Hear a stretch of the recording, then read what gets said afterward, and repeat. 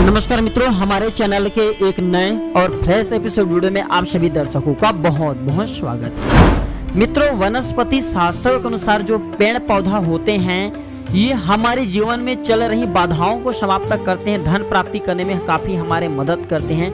पेड़ पौधा में दिव्य शक्ति होती है और मैं कई वीडियो में बता चुका हूँ कि अलग अलग पेड़ पौधों में अलग अलग प्रकार के देवी देवता की जो शक्ति होती है समाहित होती है। खासकर पीपल के पेड़ पर समस्त देवी देवता की जो शक्ति होती है वह निहित होती समाहित होती हैं। तो आज के वीडियो में मैं आप लोगों को 4 ऐसा पौधा के बारे में बताने जा रहा हूं जिस पौधे को घर में लगाने के बाद आपके घर से निर्धनता है, गरीबी है, आपके घर में किसी भी प्रकार की परेशानी है, बाधा है, सारे बाधा समाप्त हो जाएंगे। और कोशिश करें इस पौधे को अवश्य अपने घर में लगाएं।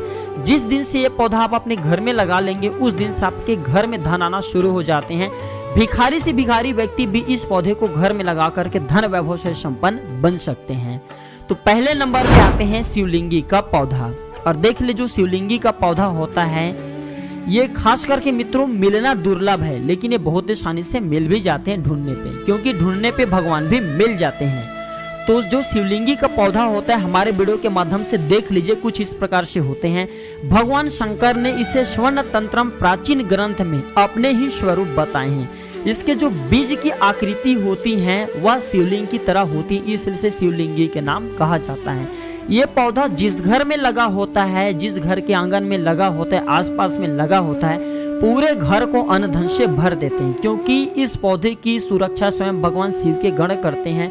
ये पौधा जिस घर में अगर लगा दे तो स्वयं भगवान शिव के गण को आकर के आपकी निर्धनता को दूर करना ही पड़ता है, अन्यथा दोष लगते हैं। भगवान शिव की कृपा ये जिस घर में लगा दे उस घर में स्वतः ही बरसने लगती है, वह घर पूरे अन्न धन से भर जाते हैं। दूसरे नंबर पे आते हैं मधुमालती। जी हाँ, इसके जो सुगंध होता है इससे कोई भी नहीं बच सकता।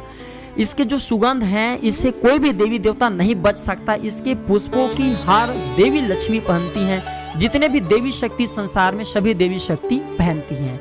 इसके मधुर सुगंध के कारण आकर लक्ष्मी यह जिस स्थान में होता है वहां पे निवास करने लगता है। अगर आप अपनी निर्धनता से छुटकारा पाना चाहते हो तो ये पौधा अवश्य अपने घर में लगाएं। ये पौधा जिस घर में लगा होता है, जिस आंगन में लगा होता है, वहां पे स्वयं लक्ष्मी आकर के उस घर में निवास करने लगती हैं। और जिस घर में लक्ष्मी आकर के बैठ जाए, निवास करने लगे, वह घर अन्न धन से भर जाते हैं। तीसरे नंबर पे आते हैं कनेर का पौधा।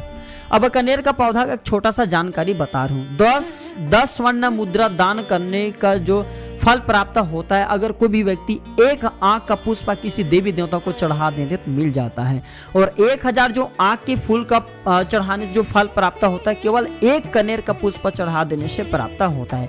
तो कनेर के पुष्प को शास्त्र में पवित्र पुष्प बताए गए हैं। कनेर से स्वर्ण निर्माण भी प्राचीन समय में होता था, हमने इसके बारे में वीडियो भी बनाए हैं। भगवान गणेश जी को माला बना करके अगर कोई भी व्यक्ति कनेर का माला पहना देते तो उनकी गरीबी मिट जाती है। कनेर का पौधा घर में लगाने से कनेर को भगवान शंकर जी का ही स्वरूप बताए हैं। कनेर में समस्त देवी शक्ति समाहित होती है। कनेर के पुष्प घर में लगाने से भगवान गणेश जी घर से निर्धनता समाप्त कर देते हैं। जहाँ पे फिर भगवान गणेश जी रहने लगे वहाँ पे स्वयं धन दौलत खींचे चले आते हैं। अंतिम नंबर पे आते हैं पीपल का पौधा। ध्यान दीजिए, जो पीपल के जानकारी बता रहा हूँ ये आपको आगे काम आएंगे। तो पीपल को गमले में लगा करके ही रखना चाहिए और जैसे ही बड़े हो जाए तो इसे विसर्जित कर देना चाहिए, या 8 से 10 लोग मिल करके पीपल के वृक्ष को लगा देना चाहिए। पीपल के वृक्ष कभी भी बड़े घर में नहीं होना चाहिए, इसके छाया घर में नहीं पड़ना चाहिए, अन्यथा ये बर्बाद भी कर देते हैं। छोटा पौधे घर में लगा सकते हैं। छोटा पौधा धर्म की दृष्टि से, धन प्राप्ति करने की दृष्टि से, पूजा की दृष्टि से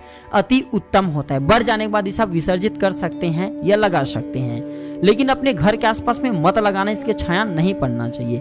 तो ये थे आज के छोटे से जानकारी। यह वीडियो कैसा लगे हमें कमेंट सेक्शन में जरूर बताना। वीडियो देखने के लिए धन्यवाद। नमस्कार।